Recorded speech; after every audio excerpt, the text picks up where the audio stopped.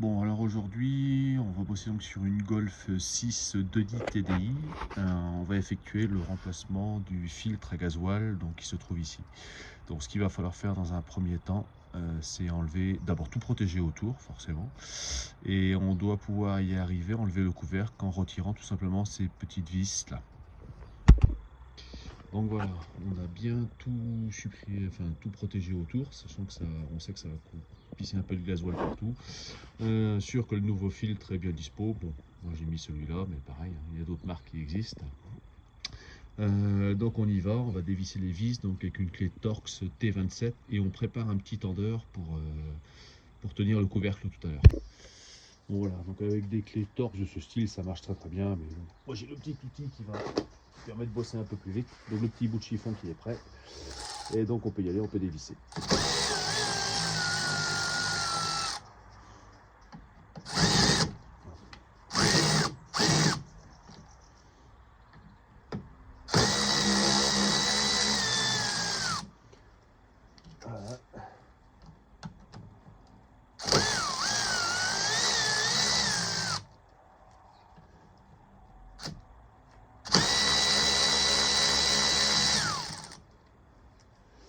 Donc il va m'en rester une, là je sens que je vais être un peu ennuyé. Donc voilà, donc les 1, 2, 3, 4, 5, les 5 vis sont enlevées. Donc maintenant on va démonter le couvercle. Pour ça on va glisser un tournevis plat ici et faire levier doucement. Le but du jeu consiste à ne pas tordre les tôles, donc on fait levier un peu dans les quatre côtés. Hop. Ça vient doucement, tout ça c'est dû principalement à un joint torique. Un joint torique qui coince un peu le couvercle. Je vais prendre un autre tournevis.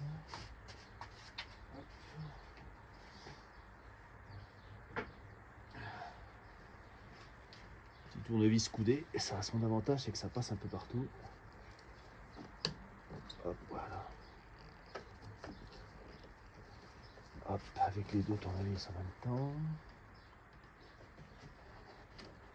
Voilà. Ça y est, on a entendu le petit cloc. Voilà. Maintenant, on va pouvoir soulever le couvercle. Et là, le filtre vient avec, merde. Hop. Allez, redescend en bas. Voilà. Donc comme je disais, pourquoi il faut courir partout? Parce que c'est plein de gasoil. Donc c'est là que va servir le petit tendeur que j'ai accroché à l'essuie-glace. Ça va servir à maintenir le couvercle. Bon, on est bon pour un petit peu de nettoyage. Bon, maintenant que le couvercle est enlevé, moi personnellement j'utilise une seringue de ce type. On trouve ça sur Amazon sans aucun problème. Et donc je vais vidanger le gasoil et tout mettre dans la bouteille d'eau qui est juste à côté. Voilà. Bien sûr, je ne remettrai pas le gasoil qui vient du filtre, je ne le remettrai pas dedans. Je ferai voir après comment réamorcer. Allez, on commence.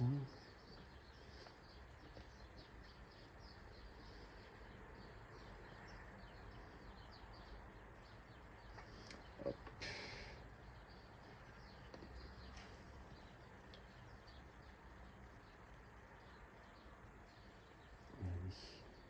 Bon, je ne vais pas vous faire voir toute la vidange avec la seringue, ça va prendre un petit peu de temps, et puis ça va durer un peu trop. Donc je vous reprends quand la vidange est finie. Bon voilà, donc là, j'ai enlevé à peu près tout le gasoil. Il y a à peu près un demi-litre dedans. Donc on va pouvoir retirer le filtre. J'ai donc prévu un petit boîtier, puisque ça va continuer à couler. Donc bien protégé partout, ça se retire. Voilà. Bon, on va en profiter aussi pour regarder, une fois le fil démonté, s'il n'y a pas trop de limaille à l'intérieur. Bon, il faut regarder ça avec une lampe torche. Et pareil dans le fond du gobelet. Il ne faut pas hésiter à regarder. Je vais essayer de faire voir. Parce que si jamais il y avait de la limaille, c'est quand même un truc qui est pas trop bon. On peut avoir des problèmes de filtre à gasoil, de pompe à gasoil ou des choses comme ça. Donc là c'est propre. Donc je vais finir de tout nettoyer impeccable. Et puis je vais vous faire voir le remontage du filtre. Donc là je vais finir de plus avec un chiffon de vider l'intérieur du filtre. Bon, ensuite on va retirer le vieux joint de couvercle. C'est un joint torique avec un petit tournevis. On le fait passer par-dessus sa gorge et il vient assez facilement. Hop, voilà, là, pas de souci. J'en profite pour regarder si le nouveau fait à peu près la même taille. peu près la même épaisseur, ça c'est bon. Donc le nouveau il est là. Ensuite, un petit coup de nettoyage de gorge pour être sûr qu'on ne laisse pas des impuretés derrière.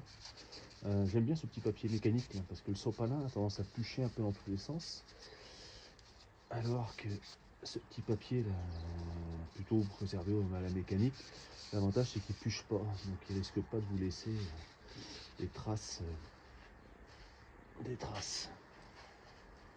petits bouts de chiffon, des trucs comme ça. Donc le nouveau joint, moi ce que je fais, je le trempe un peu dans le gasoil.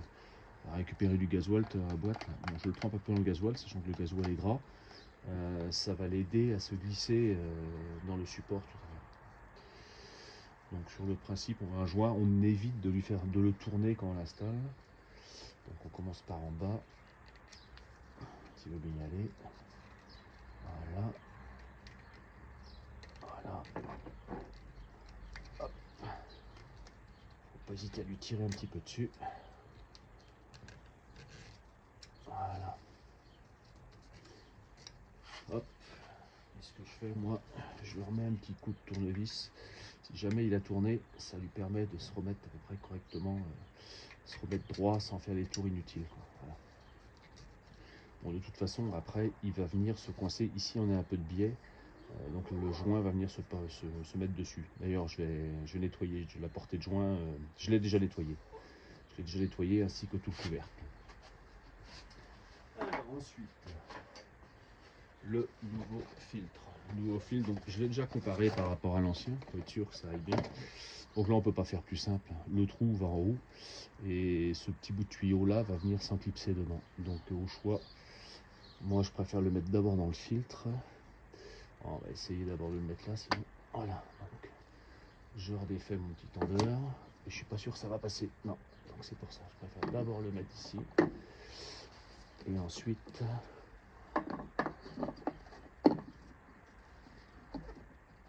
Hop, voilà. Là, je suis sûr qu'il est bien empilé. Attention au bout de papier quand vous refermez.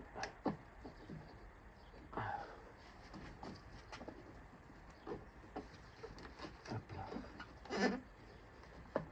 Voilà, il pompe bien dedans, c'est bon. Attention au bout de papier, je répète. Voilà. Donc là, on va pouvoir essayer de renfoncer tout doucement. Sinon, c'est les vis qui vont faire leur boulot. C'est les vis qui vont faire leur boulot. Donc voilà, donc là j'ai juste remis les vis à la main. Et pour bien enfoncer le couvercle à plat, je vais serrer doucement, d'une façon en croix, comme on dit, quoi, à l'opposé à chaque fois. Là, cette vis-là a été foirée, donc j'étais obligé de la remplacer par une vis à tête hexagonale. Bon, c'est pas trop un problème. Bon, j'approche tout comme ça, et je vais vous faire voir ensuite le serrage aux coupes. Ce qui expliquera d'ailleurs que certainement cette vis-là est cassée au début. Je pense que c'était serré beaucoup trop fort. Sachant que le couple de serrage est de 5 Nm. Donc c'est quasiment nul, quoi. Bon, je finis de serrer ça et je vous reprends après. Bon, donc voilà, donc tout est bien resserré. J'ai resserré en croix, donc à 5 Nm, mais sinon ça correspond à un bon serrage à la main, mais sans forcer. On vérifie que les deux plaques sont très proches et à aucun moment il y a un petit espace. Sinon, donc on va faire un nettoyage complet, enlever tous les chiffons. Pour le réamorçage, c'est relativement simple. Il n'y a pas de pompe de poids et de réamorçage sur Volkswagen. Il suffit de mettre le contact pendant 3 fois 30 secondes. Donc, vous mettez le contact sans démarrer le moteur. Vous attendez 30 secondes. C'est la pompe de réamorçage et électrique qui va réamorcer. Au bout de 30 secondes, elle s'arrête naturellement. Donc, il faut recouper le contact et remettre le contact. Ça, 3 ou 4 fois. Il ne faut pas hésiter à le faire. De toute façon, une fois que le circuit est plein, c'est un circuit fermé. Donc, ça se purge automatiquement. Voilà. Oh, pour le nettoyage, moi, je mets un petit coup de nettoyant frein partout. Ça permet surtout de voir si par la suite il va y avoir des fuites. C'est beaucoup plus facile à diagnostiquer d'où vient la fuite, alors que si on attend de savoir d'où vient prévient la fuite, s'il y en a partout, bon, c'est pas génial, quoi. Puis le principe de la mécanique, c'est quand même pas difficile de faire un truc à peu près propre, quoi. Voilà. Bon voilà, moi, donc je l'ai réamorcé 2-3 fois, elle est partie, puis elle a recalé. J'ai remis un coup de clé en essayant de la démarrer, en insistant un petit peu, et c'est reparti. Donc par contre, bien vérifier qu'il n'y a pas de filtre de gasoil qui traîne, pas de petites gouttes. Ok, bon bah ça a l'air pas mal. Idéalement, c'est d'aller rouler un petit peu à proximité de la maison, être sûr que le circuit ne se désamorce pas, et puis vérifier qu'il n'y ait pas de fuite, quoi. Voilà, fini, terminé.